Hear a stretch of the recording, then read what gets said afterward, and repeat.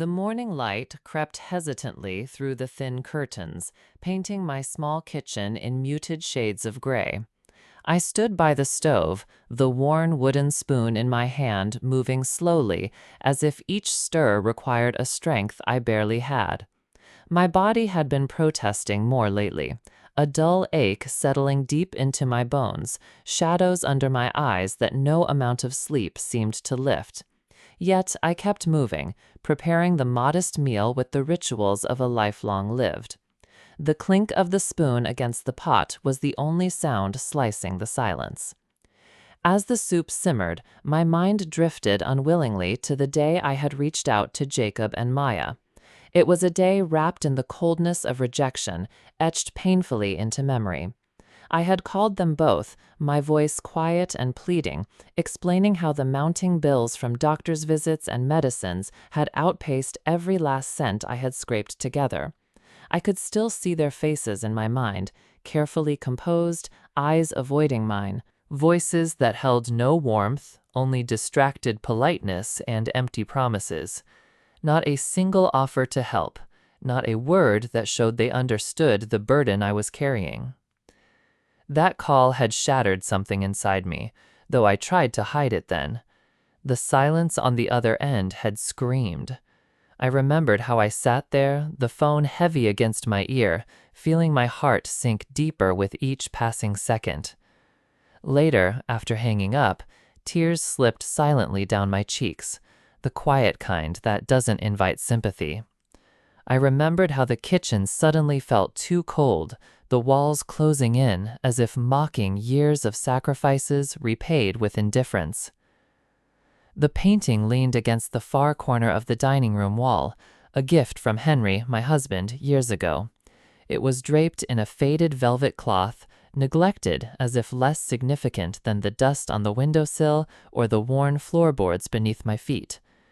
To Jacob and Maya, it was just another old thing cluttering the house, something to be ignored or discarded.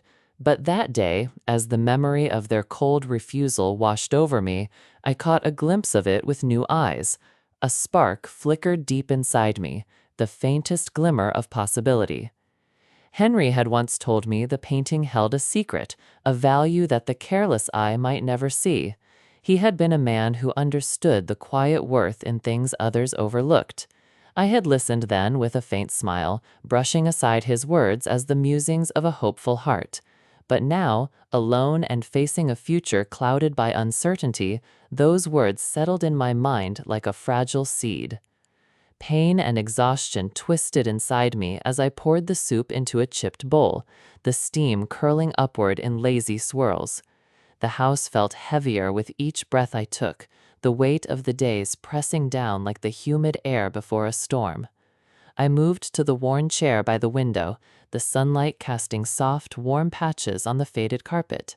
I sat, the bowl trembling slightly in my hands, and tasted the plain meal that had become the quiet stage of my life. I closed my eyes briefly, the gentle rhythm of my heartbeat filling the silence. Memories spiraled through my mind, the sleepless nights nursing a sick child, juggling jobs to keep a roof over our heads, the small triumphs and quiet defeats that stitched together the fabric of our family. I thought about the late nights Henry and I spent dreaming of a future where the children would thrive, where love would be a currency stronger than money. Yet here I was, forgotten.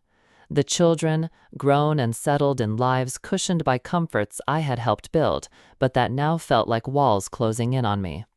Their refusal to help was not just denial of money, but a rejection of me, the mother who once carried their hopes and dreams. The sting was sharp, but beneath it, a steady flame burned, a resolve that refused to be snuffed out. I looked back at the painting, the edges soft in the dim light. It called to me now, not as a relic of the past, but as a key. I could almost hear Henry's voice once more, calm and assured, reminding me to look beyond the surface. What they saw as worthless, I began to realize, might just be my way out. The day drifted on, shadows lengthening in the quiet house. I felt a strange mix of sorrow and unusual strength settling over me. Pain had been my constant companion for so long, but under it, a seed of hope had taken root. I would need patience, quiet observation, and a steady heart, but I was ready to listen to the secret the painting held. In that simple kitchen, surrounded by the echoes of love and neglect, I found the first fragile threads of my escape. The injury was bitter, their betrayal deep and cold, but sometimes the deepest wounds hide the greatest lessons, and from the ashes of rejection, the faint glow of freedom began to rise. That night, as the house settled into its usual calm, I sat in the dim glow of a single lamp, my hands folded in my lap. The silence around me seemed heavier than ever. The weight of betrayal pressed deep, but rather than erupting into anger or despair, I found myself sinking into contemplation. There was no loud lament, only the steady churn of thoughts replaying the years, the sacrifices I had made, the love I had given, and the coldness I had now received in return. I remembered those early years with a clarity that both comforted and wounded. How often I had risen before dawn, preparing breakfast while Jacob and Maya still dreamed, eager for their days to begin. I held 2 jobs for many years, sometimes cleaning offices late at night, other times folding papers in a bakery before the sun was up. My body was weary, but I was driven by a vision, a home filled with laughter, stability, and the quiet pride of seeing my children succeed. I saw Maya's tiny hands clutching the hem of my skirt as I read stories late into the night.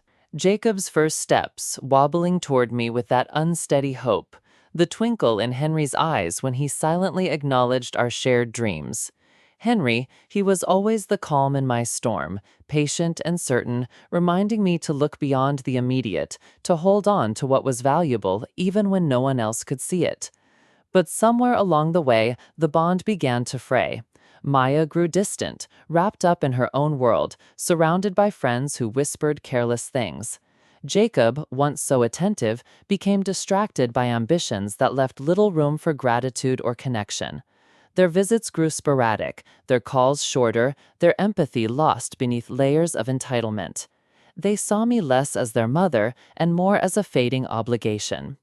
The memories, vivid and bittersweet, sharpened into a painful truth. Their disdain was not new. It had been there in small moments, like the casual dismissals, the sideways glances when I mentioned my health, the invisible barrier that closed whenever I spoke of needing their support.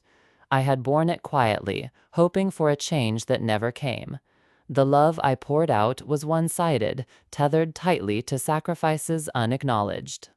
Yet, as the night deepened and shadows stretched longer, I found in myself an unexpected calm, not fury, but resolution. Knowing their hearts made of coldness, I decided I would no longer bend beneath their demands or their neglect.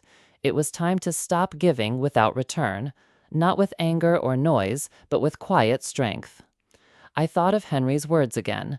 Patience, he'd say, and watch closely. The truth isn't always visible, but it's always there. So I began to watch, to observe. The world around me, the once overlooked details, the dusty corners of this old house, the stale envelopes filled with forgotten bills and documents, the painting hidden like a secret treasure. I would mine the past for what I needed, turning their disregard into my advantage. There was power in silence, I realized. By keeping calm, by carefully measuring each step, I could craft a plan that they would never see coming. I didn't need their approval. I didn't need their pity. What I needed was to reclaim the dignity and freedom they thought I had lost. I imagined myself stepping quietly into this new chapter. No shouting, no confrontation. Just the quiet unfolding of a plan born from years of quiet observation and unwavering patience. I thought about how I would hold this secret close, like the pulse of a hidden lifeline, and use it to open the doors they had slammed in my face. As Dawn's pale fingers touched the edges of the window, I finally stood, a faint spark of purpose lighting my tired eyes. The years of love and sacrifice had not been wasted. Beneath the surface of neglect and pain, I had found a different kind of strength, a resolve to transform what was dismissed as broken or worthless into my own liberation. The past hadn't shaped me to be weak. It had prepared me to be steady, to endure, and most importantly, to rise. The thought carried me through the day, like a quiet anthem humming beneath the noise of my routine. I went about my chores with a new steadiness, each movement deliberate, careful. I kept watching Jacob and Maya through the cracks in my certainty, not with hope for change, but with the knowledge that I no longer needed them to change for me to act. Sometimes, when I glanced at the painting resting quietly in the corner, I caught myself smiling softly. They had never looked at it twice, seen only the faded canvas and chipped frame.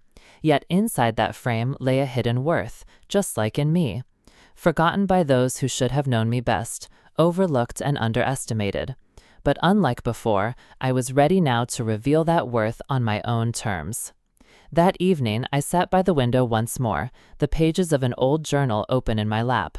It was Henry's journal, filled with his notes on art, finances, and the values no one thought to understand. His careful handwriting traced lines that hinted at the painting's true worth.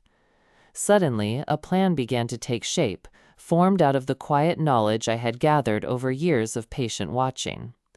I realized my liberation would come not from confrontation, but from strategy and timing. I would navigate the legal and financial labyrinth alone, working quietly beneath the surface. I owed it to myself to reclaim control, to rewrite the narrative of dependence and neglect into one of strength and independence. The house, once full of expectation and disappointment, became the backdrop for my silent rebellion. Each corner held fragments of stories I had lived, stories of sacrifice and love, but also of betrayal and solitude. And from those fragments, I would craft a new story for myself. As sleep finally claimed me, my heart no longer felt weighed down by the burden of their rejection. Instead, it beat steadily with quiet determination. I was not a woman defeated, but one awakening to her own power. The betrayal was sharp and raw, but it could not break me. It was fuel, not fire, to burn away the old constraints and forge a new path. And with every measured breath, every calculated thought, I prepared to turn what they cast aside as worthless into the key that would unlock my freedom. The days that followed were a patient unfolding, each one a deliberate step taken with care and quiet determination. I moved through the house with new eyes, absorbing every detail, windowsills dusted with neglect, the faded wallpaper curling at the corners, faint outlines of where pictures once hung. This home, once a landscape of dreams and disappointments, had become the battleground of my silent rebellion, the place where I would gather the strength to rewrite my story. I spent long, thoughtful hours with the painting, tracing the worn frame, the muted colors, imagining the brushstrokes hidden beneath years of dust and silence. What seemed, to everyone else, a forgotten piece of clutter was in reality a secret seed of hope, its true value veiled like my own worth had been for so long. Henry's words echoed softly in my memory, the gentle reminder to look beneath the surface, to trust that true value often hides in shadows where others won't bother to search. I turned again and again to Henry's old journal, its pages yellowed with age but alive with his careful script. The notes chronicled more than memories. They sketched a map of hidden potential. Detailed descriptions of art appraisal, discreet auctions, even the names of buyers who moved silently, valuing treasures hidden from the world's gaze. His handwriting folded back on itself like a secret code meant only for me to decipher, a testament to the years he'd spent protecting what he knew was precious. With every note I read, a plan began to take shape, not hurried, but patient and measured. I would not confront my children with anger or demands. Instead, I would weave a web of quiet strategy, a reclamation of power born from knowledge, patience, and a refusal to be seen as weak. Jacob and Maya, caught in their self-importance, were blind to the treasure they so carelessly dismissed, and unsuspecting of the woman they underestimated. I sought out expertise quietly, understanding that the path ahead required allies who respected secrecy and discretion.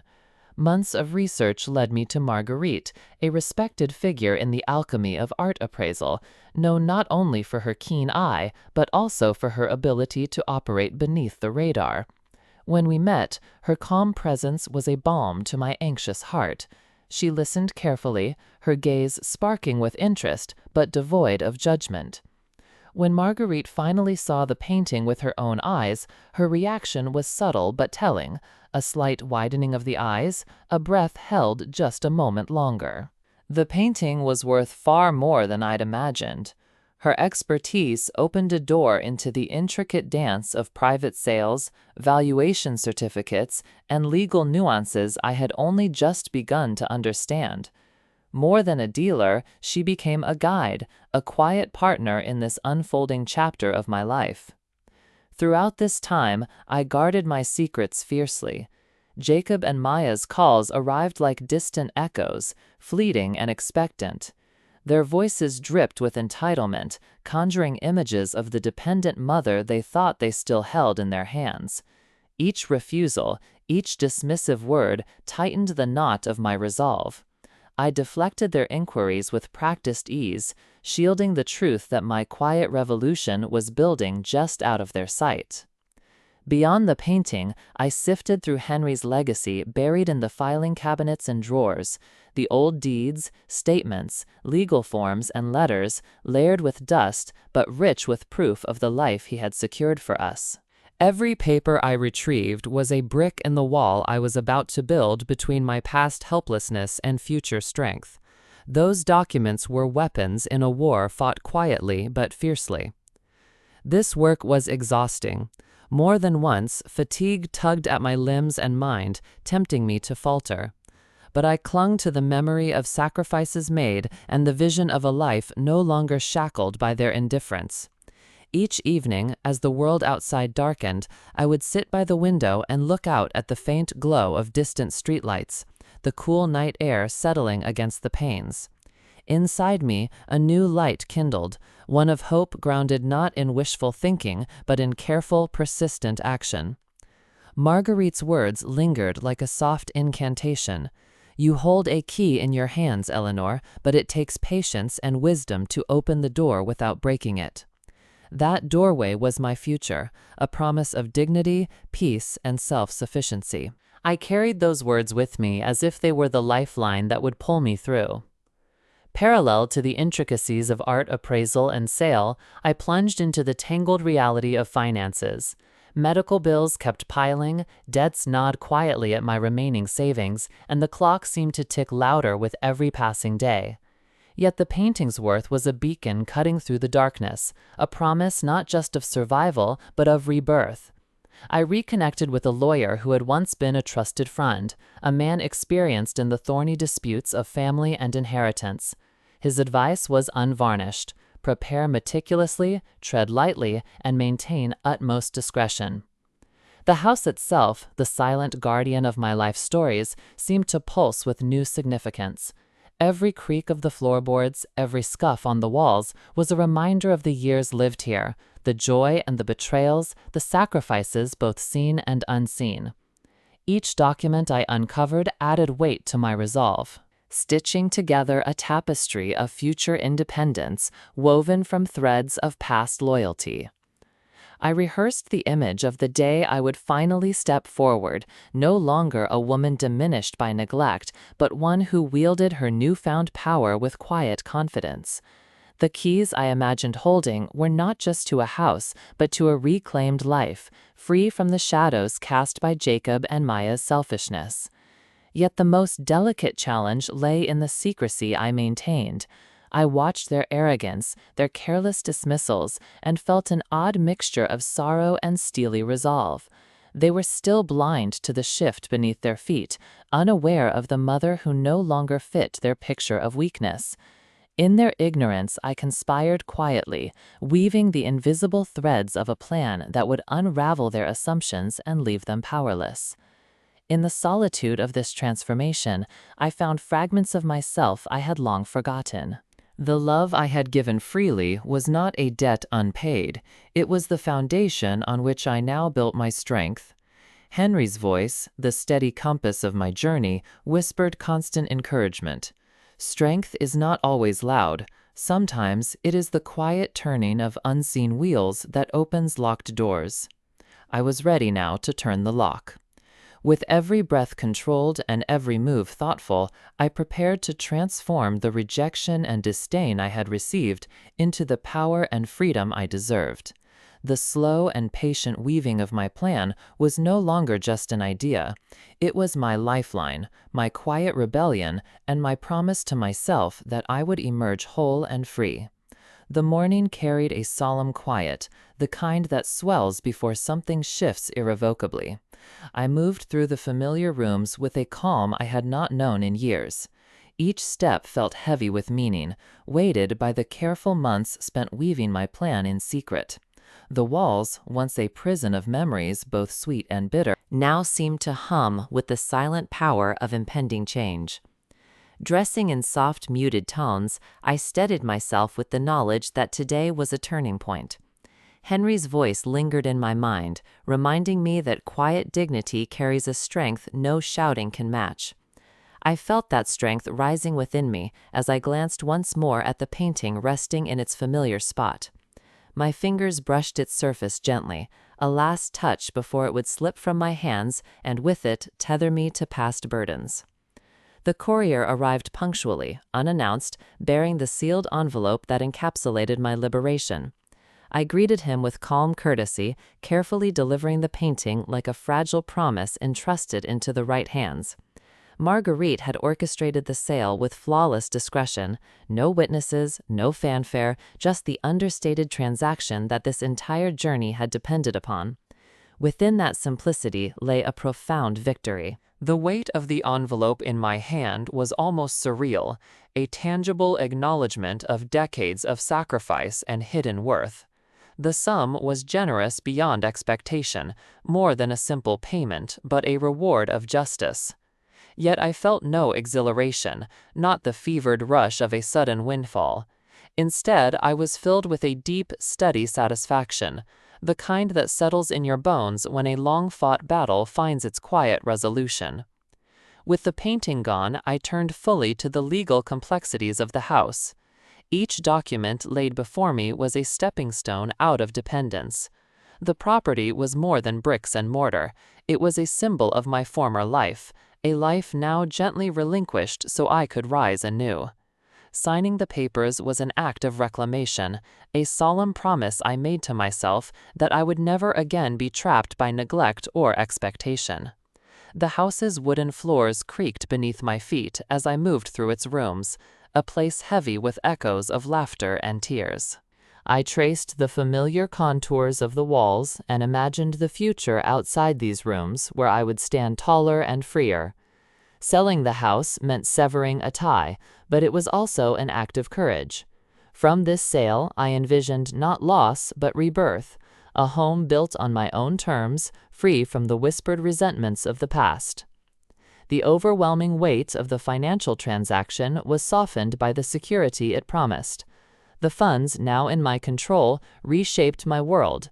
I was no longer at the mercy of mounting bills or their callous neglect. Money became my shield, a buffer between me and the pain of years spent invisible and undervalued. The numbers in my bank account were silent but eloquent affirmations of my worth. Despite the magnitude of the change, I did not seek to flaunt my newfound independence. I answered Jacob's and Maya's sporadic calls with a calm, unyielding demeanor that unsettled them more than any outburst could. Their assumptions about my vulnerability were shattered by my quiet confidence. Where they once saw a mother to be managed and dismissed, they now glimpsed resilience and authority. I imagined the moment they would visit again, arriving with expectations of sympathy and control. Instead, they would confront a woman reborn, no longer a burden, but a force. This was not about revenge. It was about reclaiming my story and asserting control over a narrative they had long ignored. The power in this realization was profound, a cleansing force washing away old pain. The days following the transactions were filled with intentional steps. I met with financial advisors who treated my decisions with the respect I deserved. Budgeting was no longer an act of desperation, but a deliberate tool to forge a future of stability and choice. Every investment, every calculation was a brick in the fortress I was building, one that would protect me from manipulation and dependency. Peace settled around me like a soft cloak. In the quiet evenings, as the city lights winked alive beyond my windows, I allowed myself the rare luxury of tears. Tears for loss, yes, but also for victory and self-discovery. The heavy burden of unrequited love and relentless effort began to lift, replaced by a serene hope that had nothing to do with wealth and everything to do with dignity. The truest triumph was not the financial windfall, but the restoration of my voice. I confronted the past not with bitterness, but with poised resolve. The same children who had once dismissed me found their assumptions unraveling beneath the calm strength I now wielded. Each interaction was a small victory, a reaffirmation that I was no longer the woman they thought they knew. My life now flowed to a new rhythm. The sold house was a closed chapter. The new home I envisioned was bright with promise, a sanctuary not just of space, but of spirit. Here, in the stillness, I embraced my hard-won independence, rooted in patience, planning, and an unbreakable will. Henry's words echoed with renewed clarity. Strength is not always loud. Sometimes it is the quiet turning of unseen wheels that opens locked doors. I was that turning wheel, silent but unstoppable, transforming the worth they overlooked into the freedom I claimed. The art of liberation, born from silence and strategy, had become my salvation. In that fragile balance of patience and power, I found not only justice for the past, but peace for the future. Peace built on the quiet certainty of a woman finally free. The sound of their arrival carried with it the familiar mixture of anticipation and entitlement, a scent that had long since become all too recognizable. The soft knock on the door and the echo of their footsteps felt like echoes from a past life, their presence a reminder of old expectations I no longer wished to bear. Jacob and Maya, after all these years, stepped back into my home with the quiet assumption that I remained the same woman they had dismissed, fragile, dependent, and tethered to their whims. But as the door closed behind them, the quiet shift in the air told a different story. I met them with a poise carefully cultivated over months of patient waiting, a calmness that radiated strength, subtle yet undeniable. My eyes held theirs steadily, refusing to avert, and in that gaze they saw not the figure they once controlled, but a woman transformed, woven from threads of endurance and quiet resolve. The house felt different that day. Sunlight streamed gently through the windows, illuminating the space that had been the backdrop to so much history, love, sacrifice, pain, and indifference. But in that light, it was no longer a place of entrapment. It was a stage where I would finally reclaim my story. I invited them to sit, my voice measured and composed. The room, filled with the hush of unspoken words, bore witness to the unfolding reckoning. Jacob shifted uneasily, and Maya's usual composed facade softened into tentative uncertainty. They were unprepared, though only slightly, for the women before them, not the mother they had neglected, but the force she had become. I began by recounting the years they had turned away, the silent struggles I bore alone to keep the family afloat. There was no accusation in my tone, only the steady presentation of truths long ignored. I spoke of the nights I worked until exhaustion, the unpaid bills, the quiet hope that their hearts might soften, that they would see me not as a burden, but as the mother who had given everything. Then, with deliberate calm, I revealed the truth they had sought to overlook. The house, their childhood home, had been sold. The painting, the dismissed artifact gathering dust, had been transformed into a fortune, my liberation. Their eyes widened, disbelief mingling with an unspoken reckoning. The world they had inhabited, where I was a figure of dependence, crumbled in that moment. Jacob's posture stiffened, his usual confidence faltering. Maya bit her lip, her gaze flickering in ways hinting at discomfort and surprise. They had failed to account for the strength born of silence and rejection, the resilience forged by years of unseen labor. Their assumptions shattered quietly around them, leaving room only for the raw truth they had long evaded. The silence that followed was dense, filled with the weight of recognition they could not yet express. No words of apology came, no defenses, only the unspoken admission of their neglect. The gulf of distance their choices had carved between us was laid bare in the soft shadows of the room. But in that silence, I found my own voice, clear and unwavering. The confrontation was not a storm of anger or bitterness, but a steady beacon of truth. I reclaimed my narrative, refusing to let their failure define me any longer. The mother they thought they knew was gone.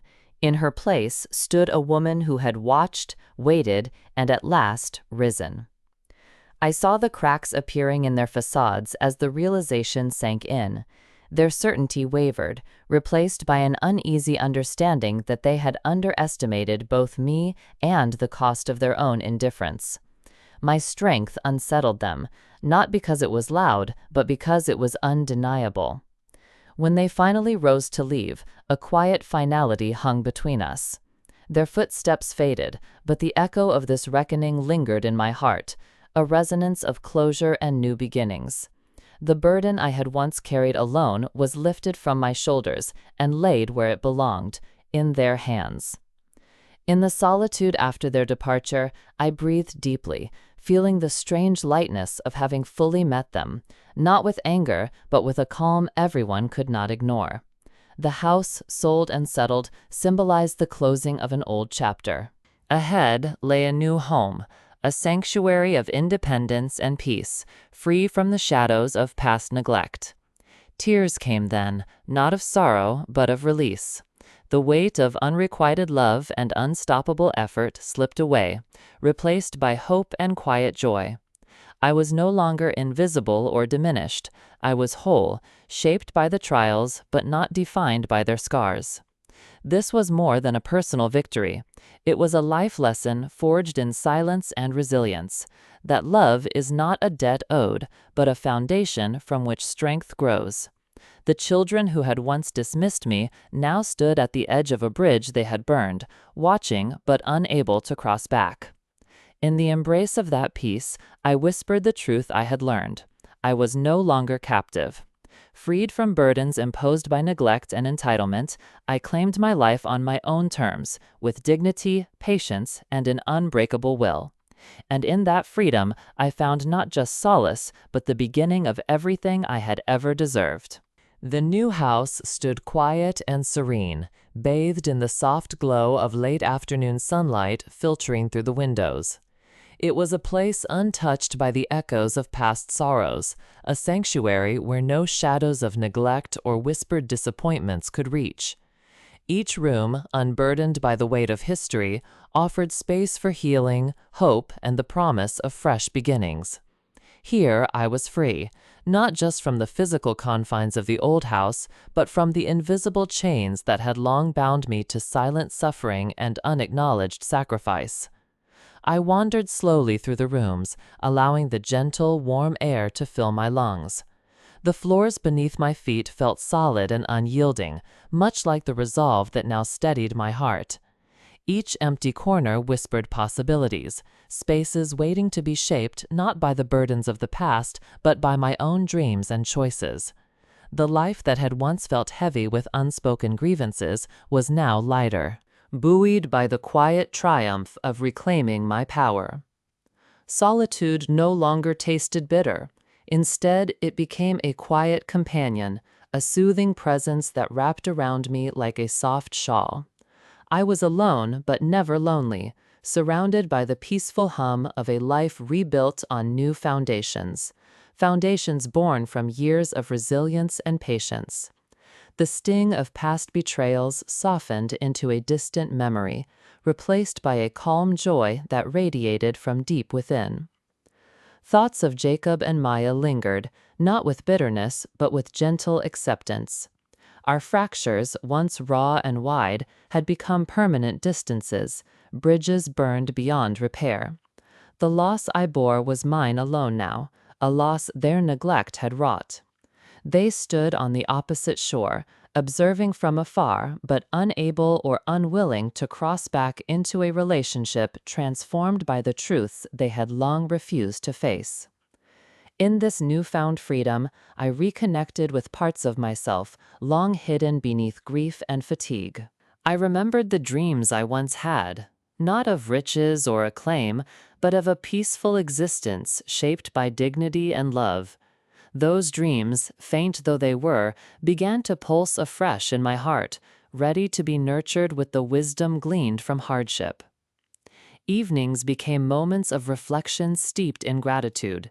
As the city lights flickered softly beyond my window, I allowed myself the grace to surrender to tears. Tears for the pain endured, for the battles fought alone, and for the strength found in the quietest of moments. Grief intertwined with relief, sorrow mingled with hope, crafting a tender mosaic of healing. I whispered truths learned through the crucible of experience. Love is never a debt that must be repaid, but the fertile soil from which resilience grows. The voice I had silenced for so long now rose with clarity and power, declaring a profound truth. I was no longer held captive by the weight of unmet expectations or bygone disregard. My footsteps, once hesitant and burdened, now echoed with steady rhythm. Each breath drawn was an act of reaffirmation, of independence, patience, and unbreakable will.